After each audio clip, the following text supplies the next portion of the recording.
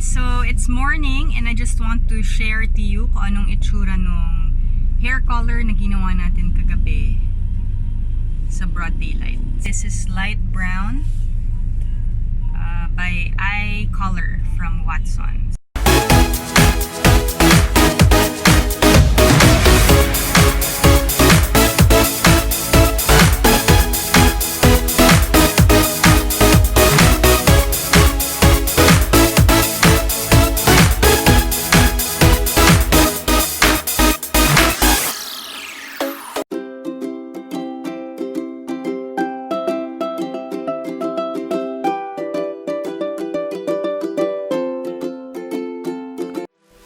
Hi guys, welcome to my channel, and today we are going to do something different.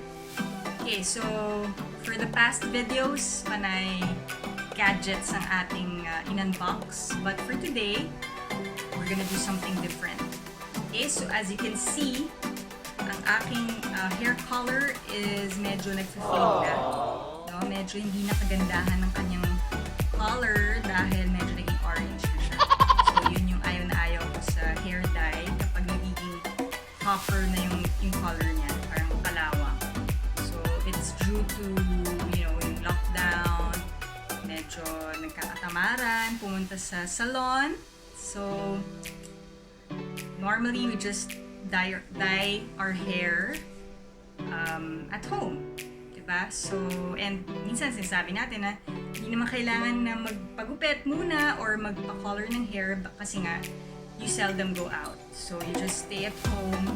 But now, na GCQ na nga tayo, medyo madalas na yung ating paglabas, mas napapadalas.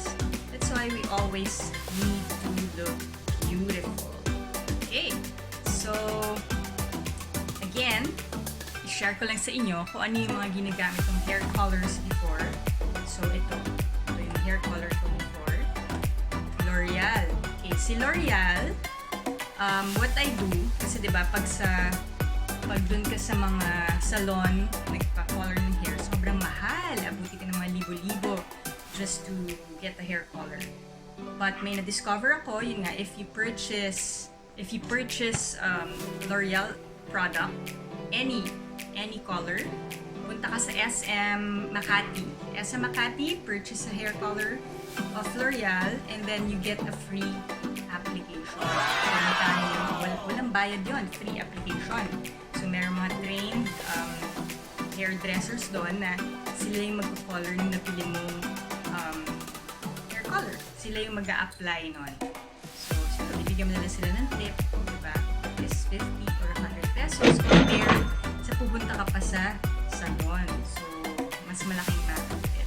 May libre pang hair blow dry yun. Blow dry nila yung hair mo. So, kung meron kang lakad, siguro, itaon mo doon sa day na yon, pa-color ka, then blow dry, para ready na to party, diba? Or to meet someone. Okay, so after that, since nagsara nga yung nag-lockdown tayo nung, nag-revert ako sa Revlon. Okay, so, I forgot. Ito palang itong sa L'Oreal, the color is Cool Blonde. Okay? Cool Blonde. So, hindi na ito yung hair color na ito. Kasi, this was applied to me mga 3 months back. Okay? So, bago pa mag-lockdown. So, bumili ako ng madami. Just keep the receipt.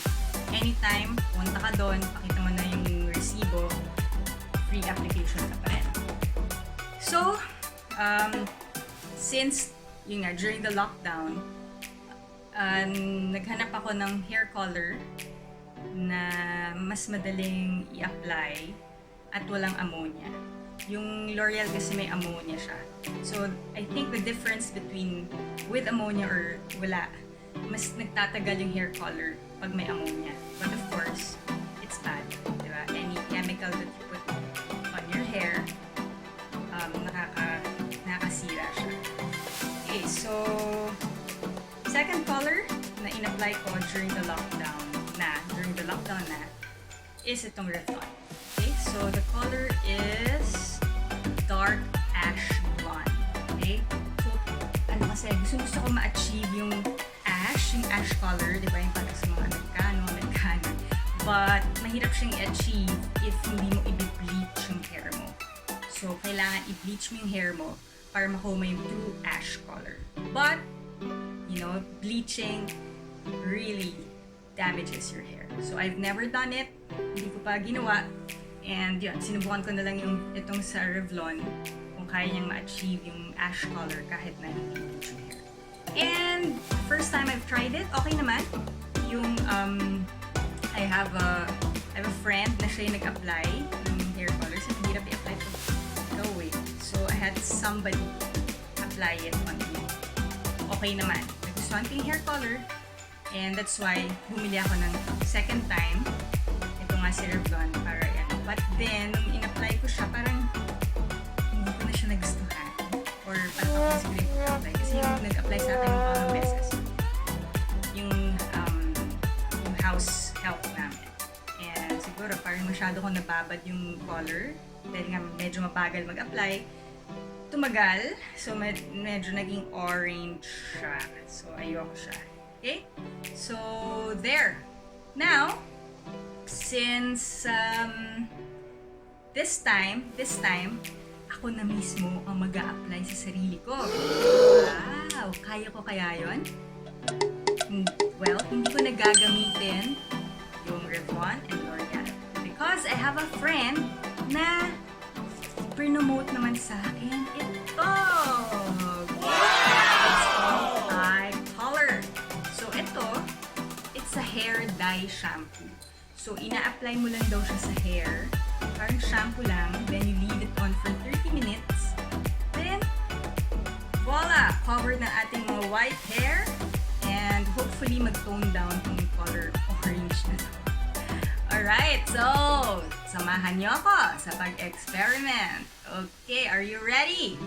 So first, this is the iColor. Binili ko to siya sa Watsons. For only 60 pesos. Di ba? Imagine, 60 pesos, makaka-color ka na ng hair. Meron actually dalawang brands doon. But sabi nung tindera, ito daw yung mas maganda sa kanila. So, I've tried this. I will try this. And ito rin yung nirecommend ko. So, let's see. 60 pesos, Watsons. And the color na chinuse ko is light brown. Okay? So, ayoko rin naman masyadong maging dark. Because I already have a lot of white hair. And kapag dark kasi yung ilagay mo, parang, you know, in contrasting colors, diba? Mas lalabas yung pagka-white kapag black. Pero kapag medyo light yung color mo, parang naging highlights lang yung ating white hair na gusto natin cover. Okay? So, ito siya, light brown. Merong tatlong colors, I think. Merong 4. Black, dark brown, medium brown, and light brown. So, I got the lightest tone. So, let's see. Okay? So, may kasama siya. Ito, may naka-attach na plastic. And itong plastic na to ay hand gloves. Okay? So, ayaw naman natin na magmansya yung ating mga kamay dahil lang sa hair color. Alright? So, let's try it on! Okay, guys. Ayan. Mas maganda ba itong light? Kasi nakalimutan ko i-on yung aking ring light. So, ganito ang ating color. Let's see.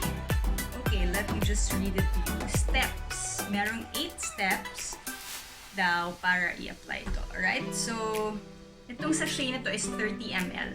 Okay, ang 30 ml, it's good for short hair daw. So, if you have longer hair, I think more than one sachet should be enough. And ako kasi parang medium length ka pag-upot pala ng hair. So, bumili ako ng 2 packs. Okay, mahirap naman. So, 120 pesos. Okay, so again, put on the hand gloves provided. Okay, so under the hand gloves, cut open the sachet and squeeze out all the contents into a small container and mix it with your fingers. Okay, so ito yung small container. Okay, so bubuksan natin siya. So I need a scissors. Yeah. Okay, Hindi ako si Superman, naglagay lang ako. Nakalimutan ko maglagay ng towel para hindi mag-mancha. Tada! Oops! Tada! Ito ang ating scissors. And we're gonna cut it. Tada! Now I'm gonna put it inside. Let's see how it looks like. Oh! So there, yan yung itsura niya. Para siyang caramel.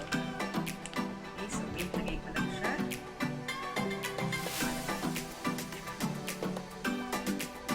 So yan, yung itsura niya. Mixture of white and brown caramelite. Okay. So ayan na siya. Yan, ganyan kadami yung dalawang sachet. Okay, so I'm gonna use 2 sachets kasi medium length yung hair ko. So ngayon, ilalagay ko na yung aking gloves. Alright, so nalagay na natin ang ating hair color sa container. So number 4 na tayo. Please make sure to mix equal parts of the liquid content found inside the sachet. Otherwise, it will not work. So, kailangan daw i-mix ng bonggang-bongga. Okay? And then number 5, apply on clean, dry hair and massage for 5 minutes until you are fully satisfied with the coverage. So, i-apply mo siya, then 5 minutes massage mo yung ulo mo. Kailangan mo-cover that na gusto mo color. Then leave it for another 30 minutes. Okay? Or as much as 60 minutes to make the color adhere better. So, 30 to 60 minutes. Pero pag nakuha mo na yung gustong color, i-rinse mo na, okay? Others baka mag-lighten. Rinse well with clean water. Use your regular shampoo the following day. So, bawal nating i-shampoo muna ngayon. So, your conditioner pwede. Alright? So, ngayon, ito na siya. Nag-gloves na ako. Ito na siya. Nag-gloves na ako. I-mix na natin. Tada! Use your fingers daw. Ito na. Okay, so ayan siya. Naging mocha brown naman siya ngayon. Okay, so meron daw olive oil itong mixture nila. So I guess hindi nga siya nakakasira ng hair compared sa regular hair color. Okay, so alright, ito na. See? Nakita pa akong konting dark.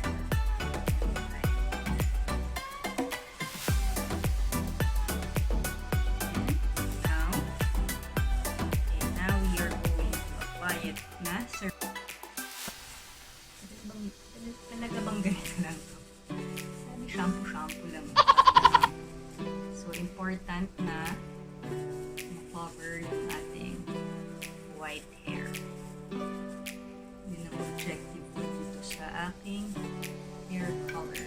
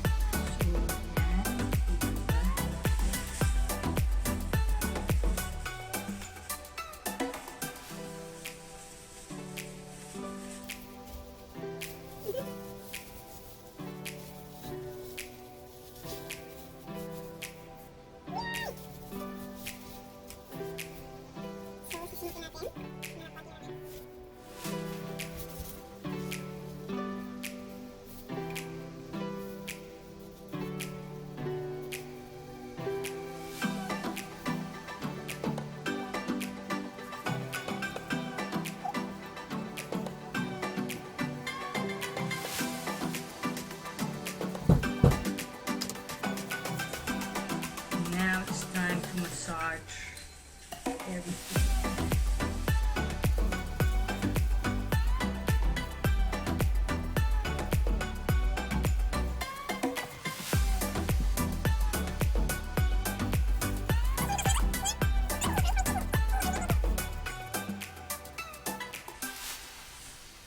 Alright, so we'll be back.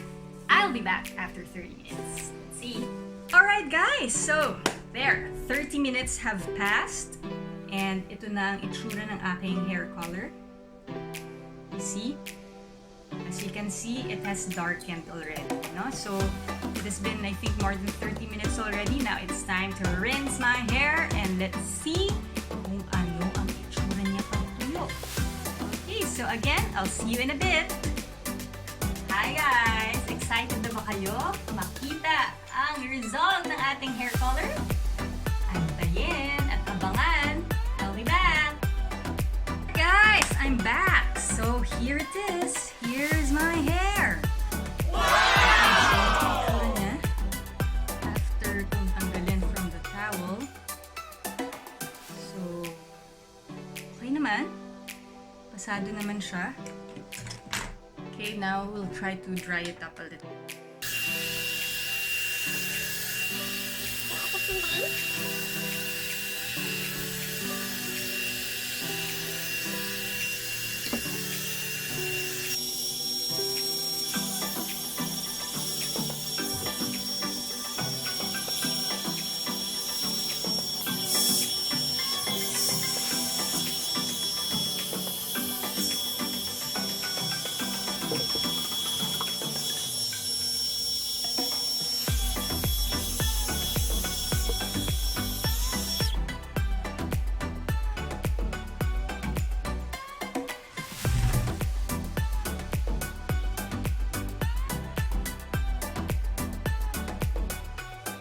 So, eto na siya. Ano, okay ba? Well, sa akin, pasado naman. Sa scoring is, I'll give it an 8.